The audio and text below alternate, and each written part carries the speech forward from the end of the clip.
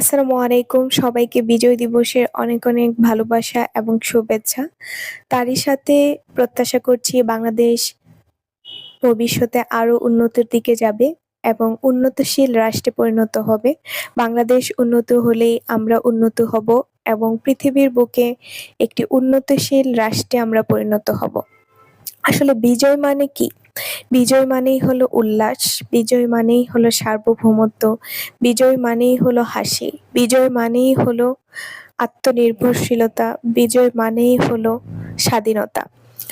এই স্বাধীনতা এবং বিজয় দিবসের কারণেই আমরা পৃথিবীর বুকে নিজেদের একটি মানচিত্র তৈরি করতে পেরেছি, নিজেদের একটি সংবিধান তৈরি করতে পেরেছি, নিজেদেরকে রাষ্ট্র হিসেবে পরিণত করতে পেরেছি এবং নিজেদের একটি পতাকা পেয়েছি। আজকে লাল সবুজের শাড়ি পরে পাঞ্জাবি পরে আমরা নিজেদেরকে সেলিব্রেট করতে পেরেছি, নিজেদেরকে বিশ্ব দরবারে তুলে ধরতে পেরেছি।